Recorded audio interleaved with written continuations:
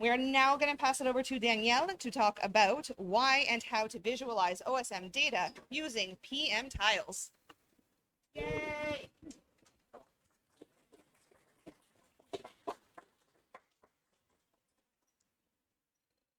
Hello, everyone. In this talk, I will talk about technology that has emerged in the last 3 years called pmtiles and how it is useful to visualize OpenStreetMap data. Now, I am sure that most of you already know or at least have heard of what tiles are. They are the standard solution for modern web maps to split and serve geographic data that is too big to be simply served as a single file and in various zoom levels. Currently, the standard way to serve this data is through HTTP URLs that include information about which DOM level the map needs to render and the index of the tiles that are needed. And on the server, this can be implemented in various ways. It can be one file for each tile, served statically, or it can be a server that dynamically generates each tile based on the an archive or a database with the data that it includes. But recently, in the last 3 years, a new technology has emerged to use a different type of serving. It uses a technology called HTTP range request, which is standard in all modern browsers and servers, and generally clients. It is called pmtiles, and basically it creates one single archive file, which begins with some metadata that specifies where in the file the tiles are located, each tile is located, and then each client requests not the entire file, but only the part of the file they are interested in to get the tile that they need. This has some advantages. The main one is that we have only one single file instead of many files, and we don't need a special server to interpret this file. We can simply serve this data to the client, which is able to autonomously request only what they need. To be specific, for reasons that we will see later, it's actually recommended in some circumstances to add a proxy in the middle, but still this can be implemented with modern cloud serverless technologies, which still have a lot of advantages, mainly in cost and in ease of deployment and maintenance and scaling. Also, this technology can be deployed on any cloud provider because we have available the templates to create. We can upload on any of these, and we have the templates to create the proxy for any of these.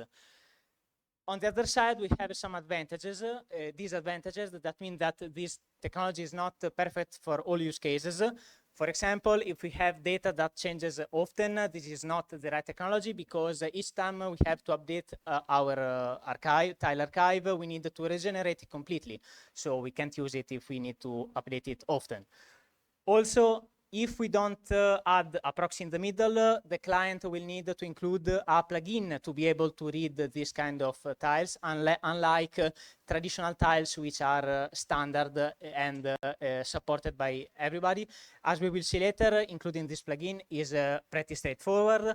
But if you had the limitation on your supply chain, or you have some legacy code that you can't update, this can be a problem. Also, if you simply need to have the simplest solution possible, this is not it. There are a lot of commercial services that simply allow you to upload somehow your data and serve automatically. But of course, this has some trade-off. For example, you have to lock in their service, unlike using pmtiles. Now, I have talked about a lot of deployment on cloud, not by chance, but because this format is designed to be cloud native and is part of a project called Protomaps that is centered about creating a fully free and open source stack to create cloud native tiles and maps. Beyond the pmtile specification and documentation, these projects provides also the technology to the specifications to create some tile sets and they host also these tile sets. They allow to download them and provide the style configuration to use them. So how do you build a pmtiles archive? Well, if you already have a mbtiles archive, this is extremely simple. You simply use the pmtiles command line interface to convert it. But of course, this is a really niche use case. Most people will need to generate the archive, the pmtiles tile set from some geographic data set. To do that, one solution is the Godel library, which is able to read basically all standard formats, geographic formats, and supports as output for conversion the pmtiles format. However, this is discouraged. It is recommended only for extremely small data sets for performance reasons. The main way to generate pmtiles archives is through the tipcano project. This is another free and open source project tool to generate tile sets based on GeoJSON or FlatGeoBuff data sets. It has really a lot of configuration customizations starting from the minimum and maximum level that can be also calculated automatically, and all logic customizations on how to choose the side and what to include in each tile. tipcano includes as out of the box pmtiles as output format and is the main tool used to create pmtiles archives, and it also allows to, for example, create different tile sets and join them together with an included tool. Another tool that can be used to generate pmtiles archives is pmtiler. This is more centered towards base maps, so not simple data sets to be shown, but full tile sets that include all the data necessary to draw a map as we know it, based on data sources like OpenStreetMap, Natural Earth, and other sources. The Protomaps project also provides a custom profile to generate the same base maps that can be downloaded or used from their hosted service, and it can easily be used to together with the pmtile to generate them. So here is an example of a standard workflow to generate a tile set for a data set for to extract some data that we wanted to visualize from OpenStreetMap and visualize it on top of some other base map. The first thing we need to do, of course, is download the OpenStreetMap raw data. This can be done from planet dumps or extract files. Then we need to filter it. For example, in this slide, I used the Osmium text filter to extract only the railway line software-specific operator, but of course, there are a lot of tools to do that. Then, depending on what you need to do, you can upload it, load it on a geographic database and do some elaboration, or you can directly convert it directly at this stage into GeoJSON or FlatGeoBuff, which are the supported formats of tipcano. And as a final step, we use TipCanoe to convert this dataset into a pmtiles archive. Once we have done that, we are ready to visualize it. To do that, of course, as the first step, we need to deploy it and make it available to be served. What you could do is simply place it on any server or cloud object storage, and it will simply work. But one important thing to keep in consideration with this type of deployment is that it allows any user to download the full pmtiles archive. Now, depending on the size of your tile set and your use case, this could be a big problem, because if, for example, you are on a cloud platform that makes you pay on your egress bandwidth, or you want to apply some authentication or any other reason, this could be a big vulnerability. So to solve this issue, what you can do is place a proxy in the middle, and the Protomas project provides a lot of templates for all the main cloud providers, so Cloudflare, AWS, Azure, Google Cloud, to create serverless functions that can be put in the middle between the user and the object storage to first off, allow to prevent people from downloading the full tile set, and as an added bonus, to convert these the HTTP range request calls to the pmtiles file into the typical XYZ requests that all maps are used to do. So now this obviously has a cost that is greater than simple having the object storage, but still is for a lot of use cases is much cheaper than spinning up a full server to run a custom server. Once you have deployed your tile set, you can make sure that everything is deployed correctly by using the pmtiles.io website, which allows to inspect your tile set based on the public URL, its public URL, and see what is inside it. Once you have done that, you are ready to show your data on your client.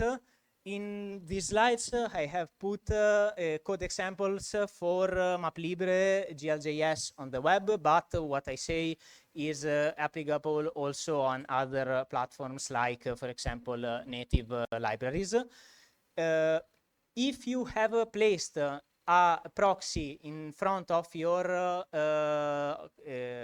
tile set that convert it to XYZ or the XY calls, then you are automatically ready to use it, because you can simply use the standard implementation of MapLibre, where you specify your tile set as a source and then use it in the layers that you need, without any extra plugin. If instead you haven't placed this translating proxy in front of your tile set, then you will need to install a plugin, which, for example, in JavaScript is the pmtiles package, and enable it in your library. And also, when you go to specify the source of your tile set, the source URL of your tile set, you need to specify the pmtiles protocol prefix in front of it. Then you can simply use it as you would normally in one or more layers. If instead you are using a pmtiles base map, so you have all the data, so you are not trying to visualize some data on top of another base map, but you actually want to create a full map based on a pmtiles base map tile set, then like all vector tile sets, you need to have a style configuration that is compatible with your tile sets vector tile schema. For example, if you are using the tile sets, base map tile sets that pmtiles provides, then you can download the ready-to-use style configuration directly from maps.protomaps.com by clicking Get Style.json and changing the source URL with your tile set source. And this is the end. You can find these slides ready on the program site of State of the Map for this in the page for this talk. In the last slide, I left some useful links of resources that you can explore if you are interested in this topic and you want to explore it. Besides that, thank you for your attention.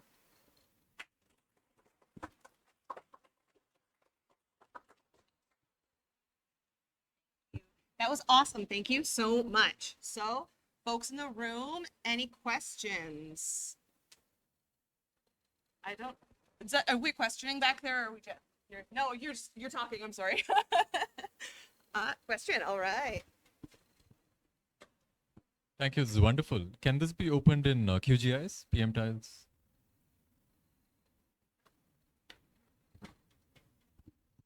Yes, it can. Also, all applications and libraries based on Goodall can open it because Goodall has the integrated driver both to open and create pmtiles. So, like also GeoPandas or other libraries that are based on Goodall can open and create it.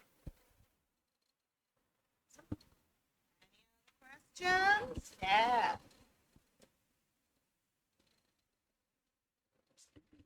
Hi, is there a file limit? Like how for example, like GeoPandas, like how big, or like GeoJSON file, how big is it? Like maybe 1 gig? Like what's the limit for the transform to pmtiles?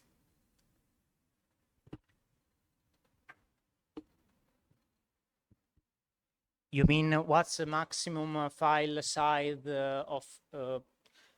I'm not entirely sure of that, but I think that the real limit is the one for the underlying system. As far as I know, there is no hardcode limit in the specification of the pmtiles technology. Sorry, we've got a couple questions from Venuless. So, some tile systems cannot represent the poles because they are based on Mercator. Is this an issue for you?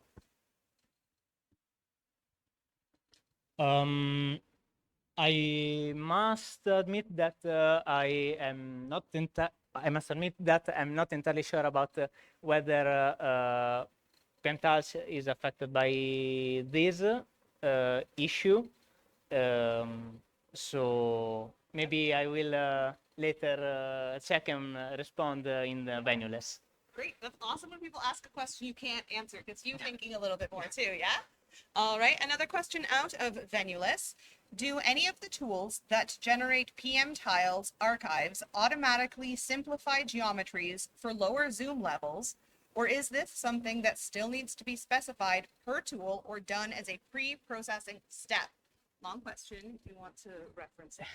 Yes, the tools that I cited, for example, if you use TipCanoe, it automatically handles the simplification and also based on the configuration, the customization that you pass to that command, it handles which if it needs to drop some features or if it needs to keep them all based on how big, if you wanted to impose, you can impose a maximum size for each tile, and yeah, so you can reference the TipCanoe documentation, which has really a lot of configuration customization so to create tile sets that suit perfectly each, well, perfectly, of course, perfection does not exist, but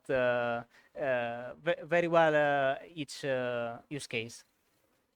All right. Questions from the room? No questions from the room. All right. Questions on Venulus? Looks like we don't have any more questions on Venulus at the moment. So, is there a question that you wish somebody had asked you about this?